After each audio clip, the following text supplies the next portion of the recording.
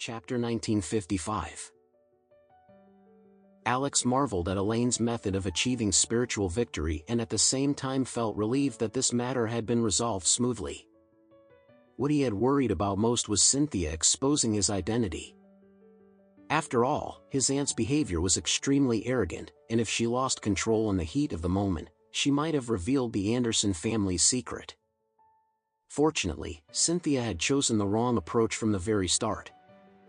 She handed Elaine a check for $100 million and insisted on calling her a liar. The two words Citibank pierced Elaine's deepest wound, which made her explode and retaliate against Cynthia on the spot. Thinking about it, Alex couldn't help but find it amusing. His aunt, who had lived in Eastcliff for so many years and was always treated with respect wherever she went, must never have imagined that her arrogance would collapse in Orris Hill, and at the hands of someone like Elaine.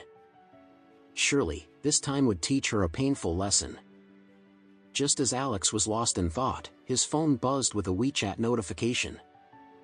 It was a video from Don Steven. The thumbnail showed a shabby little room, and in front of the camera stood Cynthia with a bitter expression.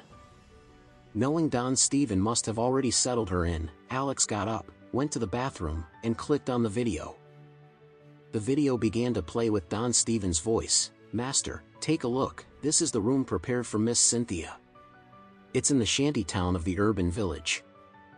The room shown was less than 20 square meters, very dilapidated, with only a bed, a simple wardrobe, a desk, and a chair, nothing else. The only advantage was that the landlord had installed a separate bathroom, saving tenants from queuing for public toilets.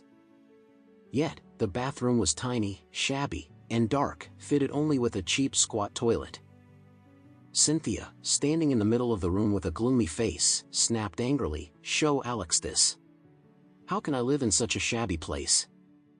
Don Steven's voice responded coldly, "Why can't you live here? Master lived on construction sites for years in conditions far worse than this. If he could endure it, why can't you?" Cynthia fumed, "Don't compare me with him. I've lived for more than 40 years and never endured such hardship." Don Steven sneered, "Congratulations then. From now on, your 7-day dream tour begins. You've never experienced hardship before? Well, in the next 7 days, you'll live through it all at once." He then added mockingly, "Master, what do you think of this environment? If you find it too comfortable, I can still arrange something worse." Seeing this, Alex burst into laughter. Though young, he understood human nature better than most, having dealt with countless people over the years. That was why he preferred punishing the wicked by striking at the root of their nature. Just like Alan from Baker's Pharmaceuticals, who had always looked down on Burton's mother because she came from Chonbai Mountain, ruining her life entirely. Such people were rotten from their very core. For them, the best punishment was not violence but being forced to live in the very conditions they despised. That, Alex believed, was not only their punishment but also their atonement.